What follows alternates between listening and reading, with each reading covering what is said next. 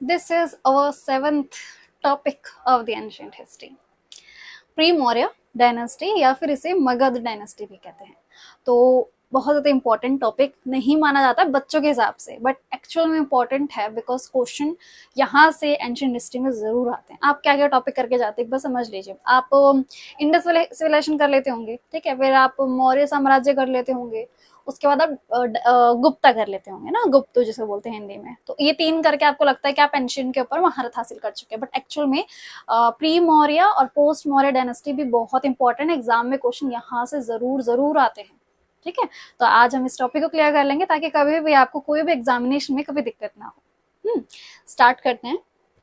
सबसे पहले आप ये जान लीजिए कौन कौन सी डायनेस्टी है. पहला है हरियंका डायनेस्टी, दूसरा शिशुनगर डायनेस्टी और तीसरा नंदा डायनेस्टी. इन सभी के साथ इनका पीरियड लिखा हुआ है. एक एक करके मैं आपको समझाती चलूंगी और हम समझते चलेंगे, है ना. हरियंका डायनेस्टी 544 टू 413 बीसी, इस बीच में थी हरियंका डायनेस्टी. शुरुआत किसने की थी इनकी? बिंबिसार ने. बिंबिसार ने इनकी शुरुआत की थी. इनका काल भी यहाँ मेंशन है. उस टाइम की कैपिटल क्या थी? राजगीर. क्या थी? राजगीर, जो कि बिहार में मानी जाती है. कंटेम्प्रेरी किसके थे? बुद्धा और महावीरा की. बहुत इंपॉर्टेंट क्वेश्चन है. मैं जब बुद्धिज्म और जैनिज्म करवा रही थी उस टाइम पे मैंने बोला था कि जो उनके कंटेम्प्रेरी थे वो थे बिंबिसार. उस टाइम में भी आपको क्लियर ना हुआ होगा, अब हो गया होगा. The founder of the Haryanka dynasty Bimbisara, वही इनके कंटेम्प्रेरी थे. ठीक है. Follow marriage alliance for expansion of Magadh. Magadh का साम्राज्य बढ़ाने के लिए इन्होंने शादियां करी और जहां शादी करते थे वो राज्य तो इनका हो ही गया, उनके अंडर आ ही गया, ऐसा कुछ करते थे. ठीक है, तो बिंबिसार को आप ऐसे याद कर सकते हैं. फिर हम सेकंड रूलर की तरफ चलते हैं जिनका नाम है अजात शत्रु. 492 से 460 बीसी के बीच इनका काल रहा था. ठीक. Took throne by killed his father. इन्होंने अपने पिताश्री की मृत्यु कर दी थी. कौन थे इनके पिताश्री? ऑब्वियसली बिंबिसार को इन्होंने मार दिया और राजा बन गए खुद.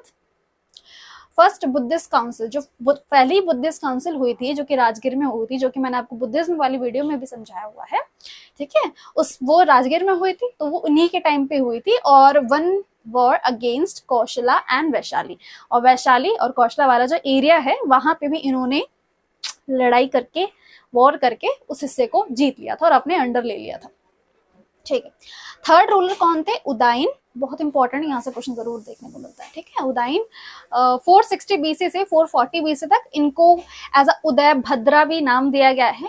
उदय Bhadra shifted capital from Rajgir to Patna. इन्होंने, ये पहले थे जिन्होंने पटना का फाउंडेशन रखा. पटना या पाटलिपुत्र कह सकते हैं, उसके जो फाउंडर थे वो उदयन ही थे, क्योंकि पहले यही थे जिन्होंने इसको कैपिटल बनाया था. ठीक है, तो राजगीर से इन्होंने पटना. यहाँ से क्वेश्चन एग्जामिनेशन में आया है, पीवाईक्यू में भी आया हुआ है, चाहे वो कोई भी एग्जामिनेशन क्यों ना हो. सीजीएल, एमटीएस में भी है, आई गेस सीएचएसएल में भी जरूर है, और सीआरपीएफ वाले एग्जामिनेशन में मैंने इसको देखा था. ठीक है, तो यहाँ पर आप ये याद कर लेना कि जो फाउंडर थे पाटलिपुत्र या फिर पटना के, वो उदयन थे, the third ruler of the Haryanka dynasty.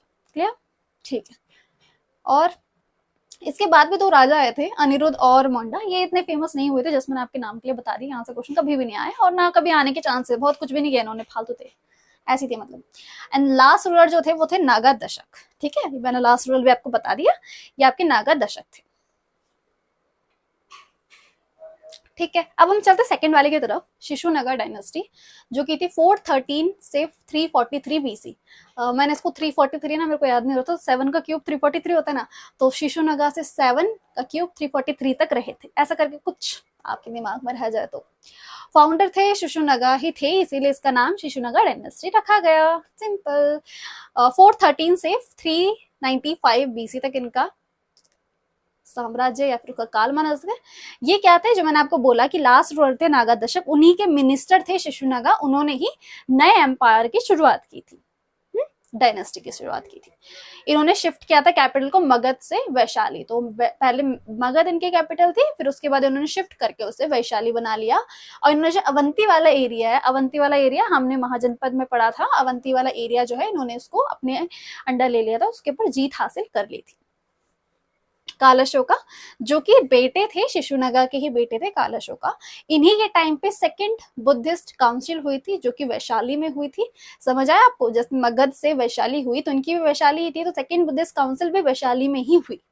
तो आपको याद करने में आसानी होगी। जैसे सेकंड वाली उस टाइम राजगीर में हुई थी क्योंकि उस टाइम की कैपिटल ही वही थी, तो इस टाइम की कैपिटल क्या है वैशाली, तो वैशाली में हुई। बिटवीन 3 फिर बाद में इसको शिफ्ट कर लिया गया था पाटलिपुत्र, पहले वैशाली बना दिया फिर बाद में उन्होंने शिफ्ट करके उसे वापस पाटलिपुत्र भी किया था। इंपॉर्टेंट नहीं है बट मैंने आपके लिए ऐसे बोला, ठीक है। इसके लास्ट रूलर जो थे, बाकी के बीच में रूलर भी हैं बट लास्ट रूलर देख लीजिए, महानंदिन थे, ठीक है। उनकी ऐसा बोला जाता है कि उनकी एक नाजायज औलाद थी जिसका नाम था महापद्मनंदा, जो कि एक शूद्र कास्ट के थे। शूद्र कास्ट समझते हैं आप? बिल्कुल निचली कास्ट जो मानी जाती है वर्ण सिस्टम के अकॉर्डिंग, है ना। कौन कौन सी होती है? ब्रह्मा, ब्राह्मण, क्षत्रिय, वैश्य और शूद्र। तो शूद्र वाले सबसे लास्ट में होते हैं, तो लास्ट वाले को महापद्मनंदा वही उसी डायनेस्टी के थे। और ऐसा बोला जाता है ना कि जो मतलब ब्राह्मण्स के अकॉर्डिंग कि कोई भी अगर एक राजा है तो वो क्षत्रिय ही उसका होना चाहिए, क्षत्रिय अपनी जात का होना चाहिए, क्लेन का होना चाहिए, तभी जाके वो एक अच्छा राजा बन सकता है। बट यहाँ पे उन्होंने उसको रॉन्ग प्रूफ कर दिया, क्योंकि जो नंदा डायनेस्टी थी उनके जो फाउंडर थे वो महापद्मनंदा ही थे, जो कि खुद एक शूद्र थे, तब भी उन्होंने इतना बड़ा एम्पायर बनाया जिसकी कोई लिमिट नहीं है। अब उनके बारे में जान लेते हैं, ठीक है। आपको ये क्लियर हुआ? कोई डाउट हो तो मुझे कमेंट्स कर लेना, ठीक है। वैसे मैं इतना क्लियर करके पढ़ा रही हूँ, मुझे लगता है डाउट नहीं आना चाहिए, ठीक है। नंदा डायनेस्टी देखते हैं। 343 से 321 बीसी तक आपकी नंदा डायनेस्टी रही थी। उसके बाद क्या हुआ? फिर मौर्य आए थे ना, मौर्य डायनेस्टी, चंद्रगुप्त मौर्य, वो हम नेक्स्ट वीडियो में देखेंगे। फाउंडर महापद्मनंदा, ऑब्वियसली उनके फाउंडर है। इनको एक और नाम बोला जाता है एक रात या फिर एम्पायर बिल्डर, क्योंकि इन्होंने बहुत बड़ा एम्पायर बिल्ड किया था।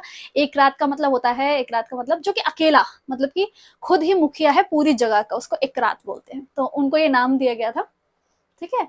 और ये ग्रीक्स ने इनको नाम दिया था, और ऑल्सो इनको सर्व क्षत्रिय अंतक ऐसे कुछ बोला था, सर्व क्षत्रिय अंतक। ये जो नाम है ये पुराणों में लिखा गया है, और इनका जिक्र जो है वो बुद्धिज्म की जो बुक्स हैं उनके अंदर भी हुआ है, ठीक है। तो वहां से हमें ये सारी जानकारी मिली, और पुराणों में सर्व क्षत्रिय अंतक इन्हें बोला गया है। किनको बोला गया है? माँ पद्मनंदा को बोला गया, जो कि एक शूद्र क्लेन के थे, और उन्होंने बहुत बड़ा एम्पायर बनाया था, ठीक है। सेकंड रूलर कौन है? धननंदा, जिनका टाइम जो है वो 329 से 321 बीसी के बीच का है। इनको ज़ेंड्रमेस एंड एग्रमेस भी बोला जाता है, ये नाम जरूर याद रख लीजिए, ज़ेंड्रमेस एंड एग्रमेस, ठीक है। तो इनको ग्रीक रूलर्स जो थे, ग्रीक जो विजिटर्स थे, वो इनको ये नाम बोलते थे, ज़ेंड्रमेस एंड एग्रमेस, ठीक है। अच्छा, वैसे मैंने इसका नाम नहीं बताया ना आपको, सर्व क्षत्रिय अंतक। सर्व क्षत्रिय अंतक का मतलब ये है कि जो हर किसी क्षत्रिय का अंत कर दे, मतलब कोई भी उसके सामने नहीं टिक सकता, वही थे महापद्मनंदा। तो पुराणों में इस नाम से उनको बोला गया, ठीक है, ये भी बता दिया मैंने। ऑल्सो कॉल्ड, इनको ज़ेंड्रमेक्स बोला गया है। अलेक्जेंडर जो थे उन्होंने इसी टाइम पर हमारे इंडिया पे अटैक किया था, ठीक है, इन्वेड किया था, ऐसे बोल सकते हैं। अलेक्जेंडर इतना ज्यादा डर गया था इनके अटैक से, इतना ज्यादा, मतलब अटैक से अलेक्जेंडर डर गया था धनानंदा की आर्मी को देख के, क्योंकि धनानंदा आर्मी की बहुत आलीशान आर्मी, जिसको बोलते हैं बहुत विशालकाय आर्मी थी किनकी? धनानंदा की, जिसकी वजह से डर गया था, अलेक्जेंडर डर गया था, जो कि इतना महान था, वो भी इनकी आर्मी देख के डर गया। सोचो नंदा डायनेस्टी कितनी पीक पे होगी, और इस पीक डायनेस्टी को भी हरा दिया था किसने? चंद्रगुप्त मौर्य ने, है ना। पढ़ेंगे हम उसे भी जरूर, मजा आएगा। अच्छा, फियर्ड आफ्टर हो गया, ठीक है। एक बार ये वाला देख लीजिए, यहाँ से भी क्वेश्चन बार बार आता है, इसलिए मैंने इसको यहाँ पे ऐड कर लिया। बैटल ऑफ हेडिस्पस, ये बैटल ऑफ हेडिस्पस यहाँ से क्वेश्चन एग्जाम में आया हुआ है, इसलिए यहाँ ऐड किया गया है। 326 बीसी में हुई थी, झेलम रिवर के उधर, ठीक है। 326 बीसी में झेलम रिवर के साइड हुई थी। अलेक्जेंडर वर्सेस पोरस, पोरस कौन थे? अलेक्जेंडर और पोरस का युद्ध हुआ था। पोरस कौन थे? कश्मीर के राजा थे, वहां हुई थी। झेलम आपको पता है ना, ऊपर वाले रीजन में, हमारे नॉर्दर्न रीजन में है। अलेक्जेंडर डिफीटेड पोरस, अलेक्जेंडर ने पोरस को हरा दिया था, और उसके बाद वो धननंदा की तरफ आ रहा था, मतलब सबसे पहले उसने वहां हरा दिया, फिर वो नीचे की तरफ को आ रहा था कि अब वो धननंदा से लड़ाई करेगा। बट जैसे उसको पता चला कि धननंदा की आर्मी तो इतनी बड़ी है, इतनी विशालकाय है, तो वो डर गया और वो वहां से चला गया। उसके बाद उसने धननंदा के पास वो लड़ाई करने के लिए नहीं आया, बिकॉज वो जानता था कि वो हार जाएगा, ठीक है। मतलब इतना ज्यादा खौफ बोल सकते हैं, या फिर कुछ भी बोल सकते हैं, इमेज बोल सकते हैं आप, ठीक है। तो जिस एरिया को उसने जीता, मतलब कश्मीर और पाकिस्तान वाला एरिया जो भी था, तो वहां पर उसने अपने एक गवर्नर को छोड़ दिया, जिसका नाम था Seleucus Nicator at Balochistan, Pakistan. Pakistan में उसने सेल्यूकस निकेटर अपने एक गवर्नर को छोड़ दिया। इनको सेल्यूकस फर्स्ट निकेटर ऐसे भी बोला जाता है, बट आप ऐसे याद रख लीजिए, इंपॉर्टेंट है ये नाम, इसीलिए अलग मार्कर से यूज करके मैंने लिखा है। और इन्हीं को ही हरा कर चंद्रगुप्त मौर्य जीते थे, है ना। तो चंद्रगुप्त मौर्य वाले आगे जब टॉपिक करेंगे तो उस टाइम देखेंगे, बट अभी इसको याद रख लें ताकि जब आप इसके बाद टॉपिक देखेंगे तो आपको कंफ्यूजन ना हो, क्योंकि तब ये मिट जाएगा।